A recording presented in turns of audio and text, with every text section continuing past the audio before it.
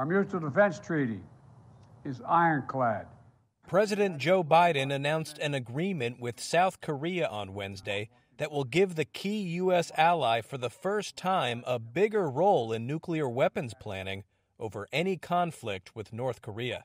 In a press conference at the White House with South Korean President Yoon Suk-yeol, Biden directed a warning at North Korea, which continues to grow its arsenal of missiles and bombs. Look, a nuclear attack by North Korea against the United States or its allies or partisans or partners is unacceptable and will result in the end of whatever regime were to take such an action.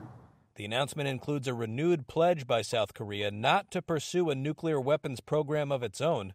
Officials said the U.S. will give South Korea more insights into and a voice in U.S. contingency planning to deter and respond to any nuclear incident in the region. As part of the deal, the U.S. will deploy a ballistic missile submarine to South Korea in a show of force, the first such deployment since the early 1980s.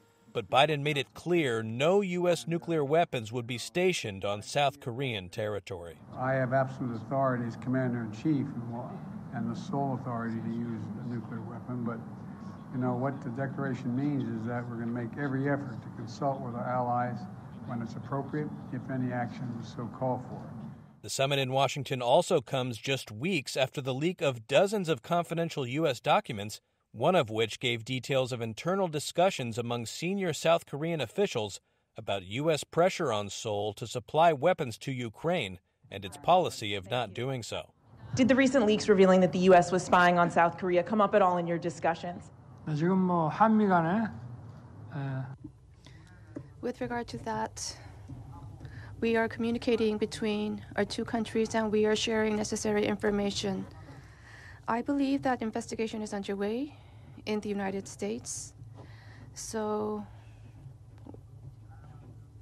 various and complex variables are always in play. We need time to wait for the investigation results by the United States, and we plan to continue to communicate on the matter. The talks at the White House also produced agreements on cybersecurity, electric vehicles and batteries, quantum technology, foreign assistance, and economic investment.